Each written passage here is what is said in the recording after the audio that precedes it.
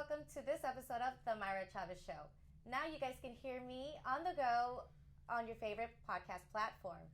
I want to give a big thank you to the Cakery Infusions Lounge for sponsoring this video. They have everything from full body Stairmaster workouts to IV infusions, injectables, an infrared sauna, and so much more. And I will link the details down below so you guys can check them out. My next guest is a Latina entrepreneur who began her career in radio here in the Bay Area. She then left to focus and grow her makeup line. Welcome, Shan Berries, to the show. Oh, yay! I'm so excited to be here and finally get to meet you. Because I feel like I've known you forever because we've been following each other for a long time. All right, so before we get into the Shan now, I would like to go back in time and tell me how you grew up. You grew up with a single mother, right? So talk to me about how you grew up and the whole process of that. Totally. So we're from San Francisco, 415, Bay Area, okay. Yes. And my mom is a single mom. She's from Ecuador, from South America. And it was my sister and I and my mom our whole life. And we had a really awesome life. I feel like my mom, she struggled as a single parent, but she never complained. You know what I mean? Like, she made it look so easy. Yeah. And she gave us the best she could, and she provided for us. And even though it was at times hard, she made it look like a piece of cake. And till this day, I don't know how she did it. But I went to Lincoln High School in the Sunset. Go Mustangs. And then I moved away for college because one of those things that my mom always instilled in my sister and I was, I want you guys to go and study abroad. Yeah. And I was like, what? Me go study abroad? That's loca. Like, I'm not gonna do that. I was super scared. Yeah. And I decided to give it a go. And so I ended up moving to Switzerland out of, I don't know, it's so random. And it's very clean though there. It's very clean, very beautiful. But, I definitely had culture shock coming from a public high school in the city, wearing my North Face, my Vans, all that. And then going to like bougie Switzerland. It was like, where am I? Who are these people? So you need to go shopping right away. Yeah, exactly. But I'm like, I can't even afford that. So what am I gonna do? So I ended up going home for winter break because I was like, this isn't for me. I can't do this. Like, no way. And then I just kind of saw all my friends that I was hanging out with at that time, like on the same street corner, doing their thing, like not really doing anything with their lives. And I had this amazing opportunity that my mom was helping support. So I was like, I got to change my mentality. I got to go back and I got to figure it out. So I went back to Switzerland, changed my whole mindset, and then from Switzerland I moved to China, which is so random again. And why? Why did you move? My sister was doing an internship, or she was working out there, and she was like, "Vente, like come, it's like super cool." And I was like, "Are you sure?" Well, my school has a campus out there. Wow. So we made it happen, and I moved to China, and it was like one of the best semesters of my life. I loved Asia so much. Yeah. And then I moved to Thailand, which Why? Again, because I loved Asia so much, but my school only offered a semester in China. So I was like, okay, well, where in Asia can I go? So I went to Thailand, and then I moved to Missouri, St. Louis, for a year to try to experience the whole American university life. Yeah. And then I moved to London, England to graduate. So I'm really glad that I had that opportunity to go and study abroad, because now, like, as an adult, it's like, good luck trying to get 2 weeks off, girl. Like, now I have a baby. Yes, I'm expecting again. Yes. So, I'm really glad that I had that opportunity when I was younger to go and travel. And that kind of landed me into radio. Okay. But before we get into radio, I want to know, how did your mom put you? And then you mentioned your sister was going to school over there abroad. Yeah. So how did she do it? And I mean, refinanced her house, girl. So like that as a mother, I could, my mom has never ever said I can't or no puedo, hija. Like, she always figured out a way, And I mean, when you're that young, when you're 16, 17, you don't understand. Like, refinancing your house is a big deal, right? Big deal. So sacó dinero like where she could, and she was like, "Es mi She paid for responsabilidad." everything. She paid for everything. And you know, we look back and we're like, "Mom, how did you do?" She's like, "Ay, hija, con Dios, porque Dios me estaba guiando." But you know, she was like, estaba grabbing, sacando plata, lo que wherever she could. So she worked so hard to provide for us. Yeah. And I really just have to give it up to our mom to that. But she said, she was like, it's my responsibility as a mother to pay for your education. And that's exactly what I'm going to do. So don't worry about it. Yo saco plata donde sea. Yeah. I'm like, oh my God, thank you, Mom. Go, Mom. Yeah. And when you went to London and graduate, what was your major? So I actually studied international relations, and and this might be a cool thing for people that are watching that are like actually in a major that they hate, because I was damn near failing all my classes. I was like really not doing well, and I did it for 2 years. And then I remember having a professor, and I took a public relations course through that major, and he pulled me aside one day, and he was like, "Can I ask you, like, what are you doing?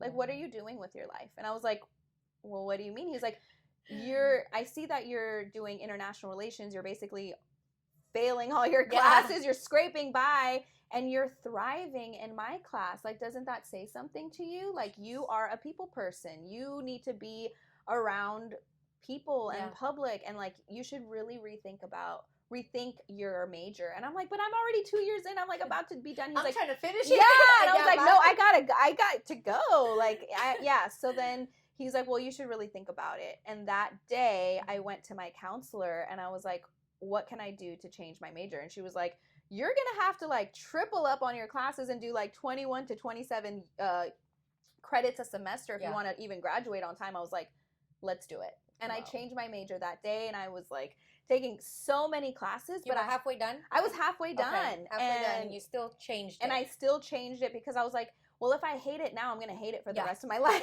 So I might as well try to figure it out. And I did, and I literally packed on all these classes, but I was actually thriving. I was like, oh my God, this is so cool. I'm doing really good in my studies. This is what college is supposed to be like, right? You're supposed to be doing something that you love and that you're passionate about. Exactly. So I ended up changing my major to media communications.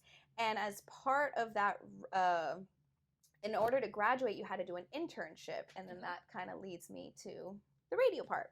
So I had to obviously do the internship, and back then I really kind of had like low self-esteem, you know. You always think like, I'm not good enough, like no one's gonna hire me, like why would they want me, I have no experience. You know, you kind of tell yourself all these things. And my mom actually found an ad on Craigslist back on I don't know what my mom was doing on Craigslist, but she found this ad.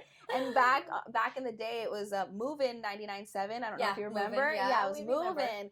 So she goes, ay, mira, hija, like, there's this opening, you should apply. And I was like, I'm not going to get it, Mom. Like, stop, like, whatever. She goes, solo aplica, just apply. You never know. So I applied, and then they called me in for an interview. And that was the first time I ever wore a suit. My mom bought me a suit. So I went all suited and booted to the radio. It was navy blue. Okay. Navy blue. And I walked in there, and of course it's like a pop station, right? So everybody's in like onesies and sweats and beanies and hoodies, and I'm like, hi guys, nice to meet you. Yes. So I remember I interviewed with the producer back then, Jason Dahlstead. What's up, Jason? He basically offered me the job on the spot. He goes, can you start tomorrow at 5 a.m.? Wow. And can you come in every day at 5? Is that going to be an issue for you? I go, nope, I will be here. And I was there bright and early. Yes. So I started off as an intern. Okay. And how long did it take until you got hired? Oh my God. That? Yeah. What? No, it was not like that. Okay. I worked for free for many years. Many years, actually.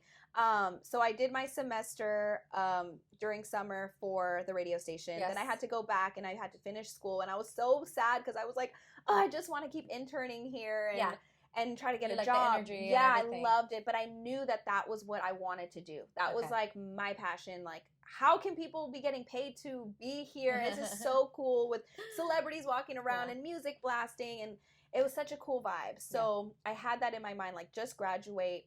And then, of course, I graduated, and then when I wanted to get back into it, I had to sign up for City College to get credits for my internship again, because, you know, it's free. Like, they don't pay you. You can only do it for college credits. So I did that, and then I did it for another semester, and it was kind of like, I want to say I did it for like 3 years, like interning, like for free. Like, I wasn't getting paid. Wow. Until the point where my mom was like, okay, hija, like, exactly. Like, you got to figure something out, porque this is too much. So, but I knew, I was like, Mom, in radio, you just have to keep proving yourself, right? It's like, what else can I do? How can I help? Like, no, I know that it's right there. So, I got a call one day if I wanted to be the assistant producer for the morning show. And I was ecstatic. And I know that sounds fancy, assistant producer, but it was getting paid minimum wage back then. It was like... Pero algo es algo. I know. Yeah, so it was like $7 an hour. Yeah. Like, I still have my check from CBS. Like, that's like, I think it was $330 that I got paid every 2 weeks. Yeah. So I did that for like another, I want to say like 3 or 4 years. Okay. And then... And who was at the morning show at that time? Who was at the morning show? It was Fernando and Greg, the morning show. Yep.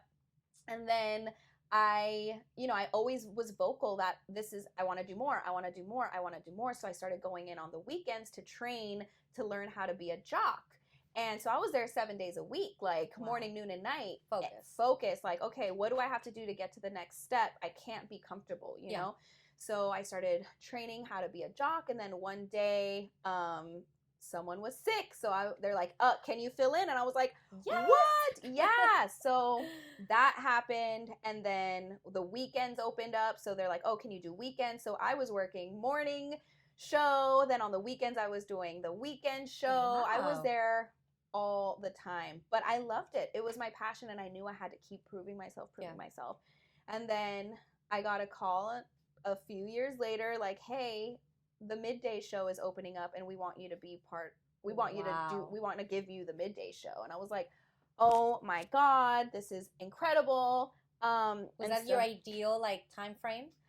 I always loved the morning show because it was so interactive, and there was so many moving parts, and that's kind of where I started. And I knew that was like the mega time slot, right? Everybody's driving to work, everyone's hearing your voice. So I did middays, but I was also like, I don't want to let the morning show go. So, so I kind of did both. I would go in early to try to be like part of the morning show and still do middays. I was kind of just passionate about it. Yeah. And then I also had a few TV shows at that time. So that was super cool because it was in the CBS building. So I was like up and down, and I was just kind of living my dream career at the time. I was the youngest jock in the market. I think I was 26 at the time.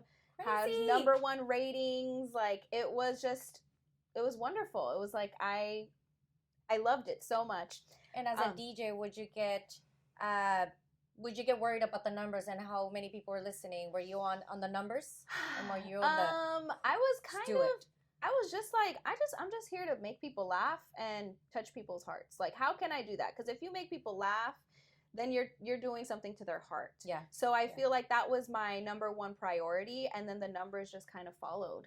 So it was a really good time in my life. And then and then I got a call that our producer was going on paternity leave, and they're like, hey, well, you were part of the morning show. Can you fill in for the executive producer? And I was like, temblando, I was like, oh my God, how am I going to do this?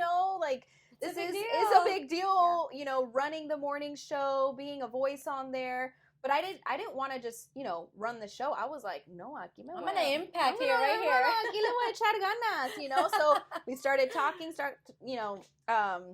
I started doing my little input thing, and before you know it, those numbers went to #1, and they were like, no, we want you to stay on the morning show. What were you doing? What input? Yeah. Oh, I was just... What was your signature that you would do? You were like, this is me. No, I just wasn't... nunca me quedé callada. Okay. I would never be... I would always have an opinion, Yeah. And it was like, they weren't asking me to talk, but aquí estoy, porque so I'm, I would always have my little opinions. And I think that resonated with people, and it was relatable to other women.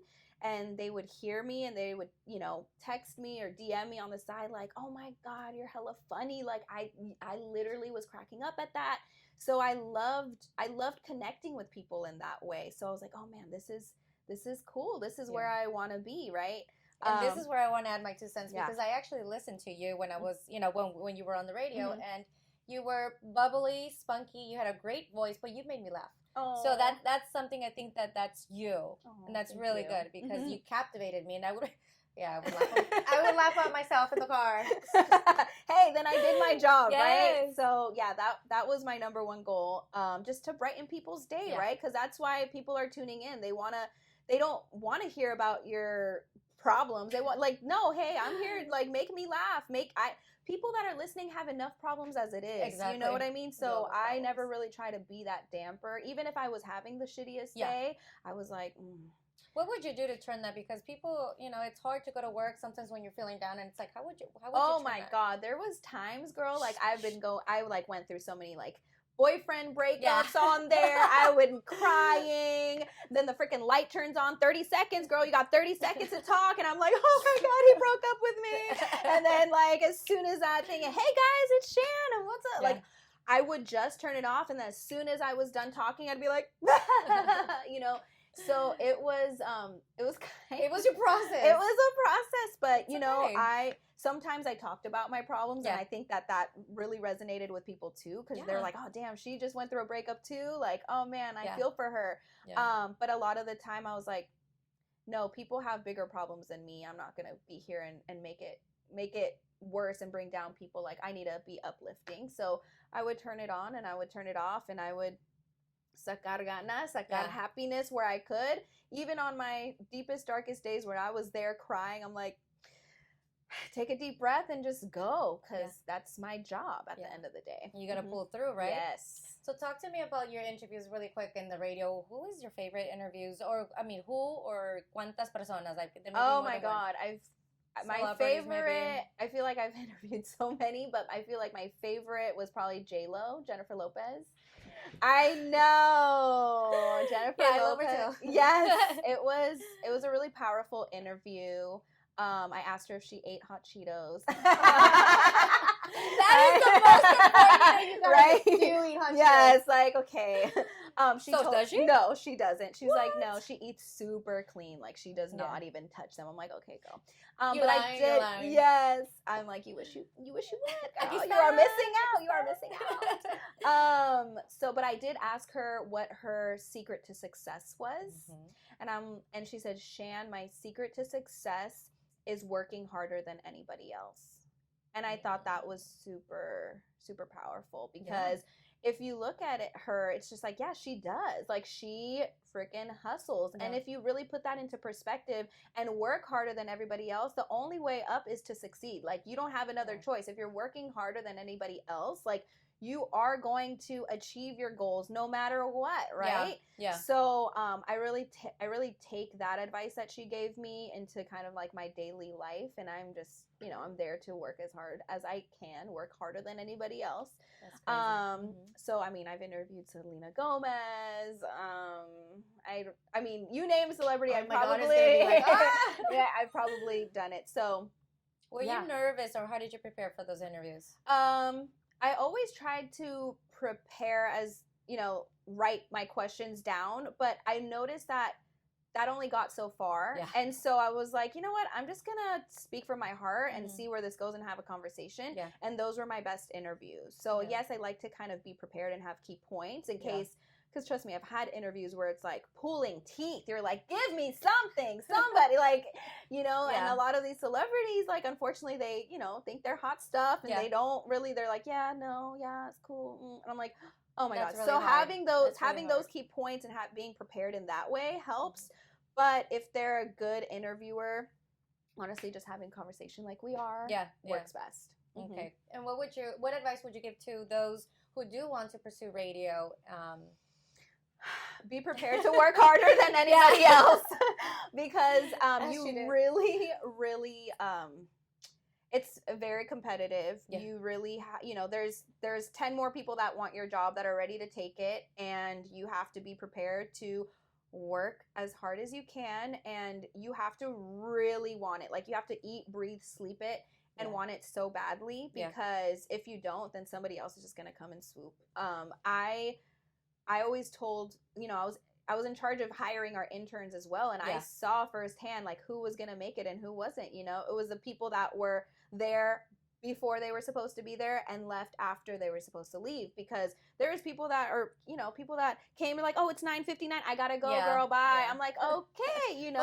Yeah, but I was always a person like, hey, what else can I do? Hey, can I help you? How can I help? Hey, I'm gonna be at that event. You didn't ask me to be there, but I'm still gonna go. Yeah. And just always making myself available, I think is like a key point too, is like always say, hey, I'm available. What else can I do?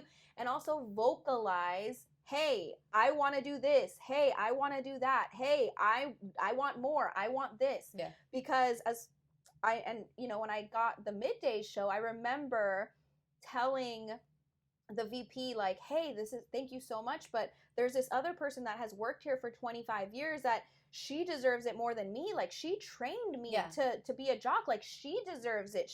And the thing he told me was, then why isn't she knocking on my door? Why hasn't she called me? As far as I'm concerned, she's comfortable where she's at, and she's fine. And I was like, okay, I'll take it. I'll take it. So you Gotcha. have to make yourself be known and tell them what your goals are and where you want to be. Mm-hmm. Very well said. Now, you left radio. 2019, is it? Or 2018. Okay. Yeah.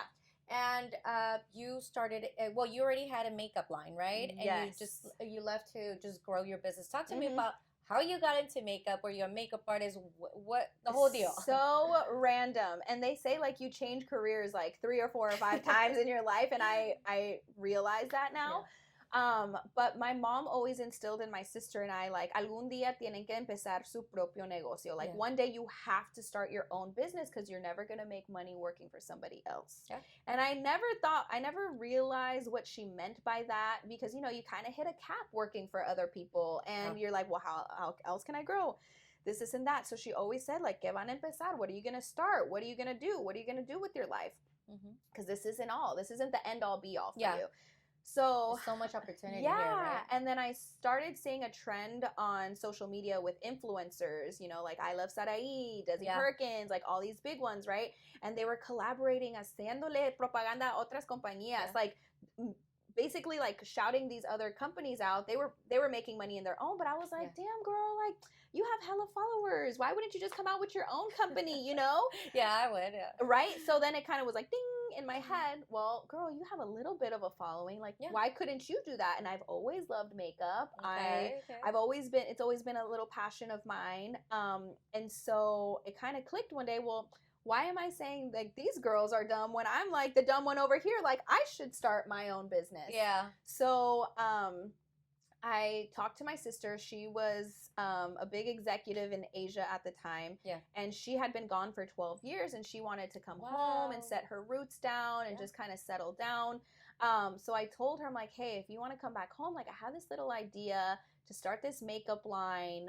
And would you like help me start it? Because she is super like business savvy, data analytics, statistics, like all that stuff. Yeah. So she goes, okay, if you're for real, like I will quit my job this week and I will move home with you, and I will help you start I'll help you start your company. Te encarrilas, like I'll leave you to it, and in 6 months, like you'll be on your own. I was like, okay, let's do it. Wow. So then we said, okay, well, how are we gonna make a company but also give back to the community? Because we're, my mom always instilled that in us too, like giving back, helping underprivileged people, and it was my time to give back to those people that got me to where I was in radio. So we're like, okay, how could we help? Yeah. And we thought long and hard. We were looking at different charities, and there was nothing that really stuck or resonated with us. And the answer was right in front of our faces. It was our mom, our single mom. Yes. And we're like, okay, let's donate to charities that help single parents. And 4.5 years ago, there were none. What? So that's what I said to myself. I'm like, how do these people like not have any resources or support? So I looked up to my sister and I said, well, The birth of. yeah. So I said, people start nonprofits all the time. Why can't we do that? So that's when we started the Mamaberries Nonprofit Foundation. And that's like a whole other business entity. We didn't realize how hard that was going to take or how long that was going to. Talk to me a little bit about that, because there's a lot of Yes. people that want to start nonprofits everywhere, and it's not easy. It's so not easy, and you have to register with the government. You have to get like a lawyer. You have to get, you know, all your terms and conditions squared away. It's a process that takes actually 17 months to really like receive all your credentials and all of that. So it was a pretty long, lengthy process. Who helped you with that? Your sister? My sister. Erica. She helps me with everything. She's so like. How far apart are you guys? We're 1 year. We're 1 year. No wonder you guys. Yeah, super close. But when we launched Shades by Shan, and we told everybody the story and the mission behind it, it kind of like exploded. Because there are so many people that are touched by a single parent, or they are a single parent, or they know a single parent, or whatever. But there's so many single parents. There's at that point there was 13 million single parents in the United States alone. So people were coming out of the woodworks like, hey, I'm a single mom. Like, I don't even wear makeup, but I just want to buy your stuff because this is so cool that you're raising awareness for us, and there's actually someone being vocal and telling our story. So thank you. And then there was guys coming out like wanting to buy makeup, like, hey, dude, I don't really wear makeup, but I just want to buy something for my mom because she's a single mom. So it was kind of cool. It was really special. It was a special moment, and that inventory that we thought we had for 6 months sold out within 24 hours. No way. Yeah. So we were like, okay. And what did you have?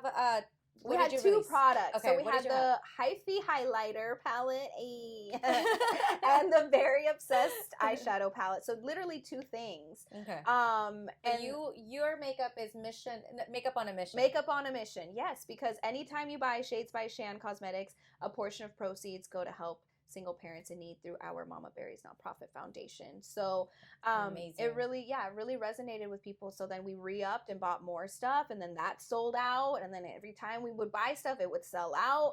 And it was kind of like, okay, we are onto something here. And before you knew it, it was like we had more and more products. Yes. We got a call from Ipsy, and then we were a few million boxes with them. Just a few million.